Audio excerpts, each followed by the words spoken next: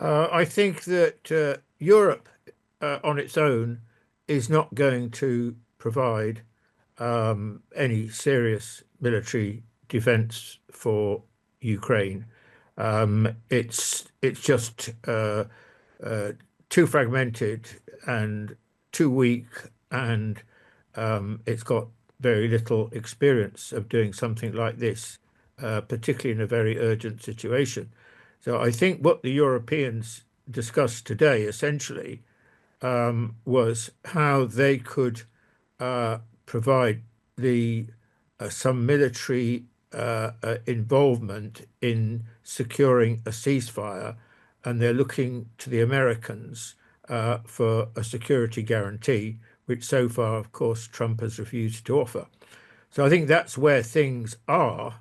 But I should emphasize that this is all in the context of a huge shift in the policy of the United States under Trump compared with all previous presidents, really, since the Second World War.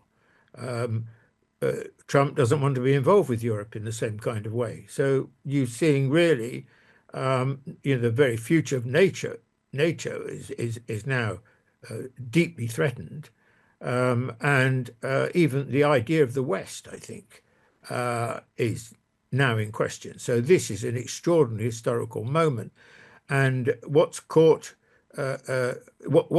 has uh, accelerated this process is the fact that it is the Ukraine, with the difference of position of the United States on the one hand and Europe on the other.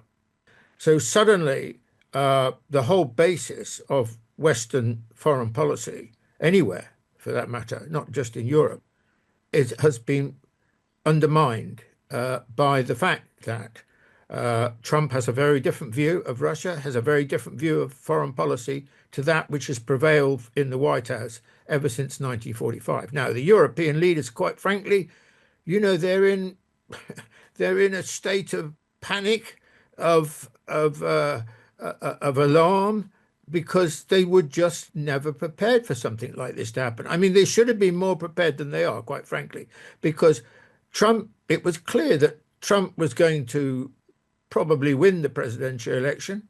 It was clear that Trump had a very different position to, for example, Biden's position, that there was a big shift involved. He'd made it clear for a long time that he didn't support the war in Ukraine. So this kind of situation has been brewing for a long time. But I think the Europeans preferred to believe that it wouldn't really happen, that when push came to shove, it'll be the same as before. And that was a huge miscalculation, not just by one of them, by all of them, because suddenly Europe is thrust forward to take a leadership role in Ukraine, which basically Europe never has since the Second World War. It's always taken a supportive role in relationship to the United States.